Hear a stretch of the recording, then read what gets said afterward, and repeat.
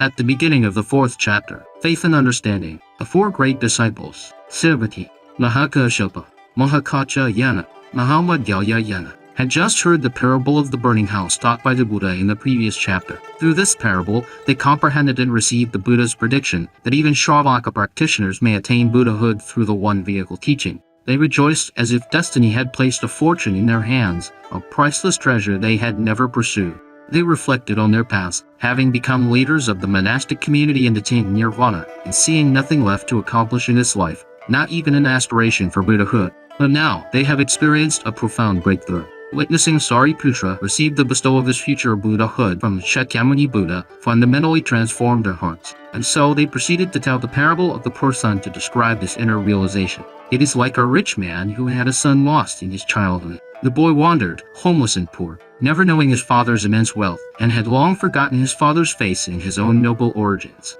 By chance, while wandering, he came near his father's house. From afar, the father recognized him as his long-lost son. At first, he wished to take him directly back home, but the son, terrified, fled. When the father sent his servants to chase after him, the poor beggar was so terrified that he passed out. So the father understood that he must act with wisdom and compassion to handle the matter. First, he hired the beggar's son to do the lowest work, cleaning filth. Then, the wealthy elder put away his fine clothes and appearances. He dressed like a beggar and went to work alongside the poor son. This illustrates the bodhisattva practice of the 4 embracing means, the method of working together. Thus, he drew near to the son, protected him, and closed the distance between them. For 20 years, he worked with him in this manner, until at last he entrusted him with the treasure vault, gradually nurturing the son's confidence. When the son finally let go of his deep insecurity, the elder stood before everyone and denounced, "This is my son, my own flesh and blood," and handed over his entire legacy to him. The poor son was overcome with joy and amazement, thinking all these treasures have always been mine, I just never knew the simple truth. And so, with this parable, the disciples praised the Buddha for their awakening to both the path of Buddhahood and the unshakable faith in its attainment.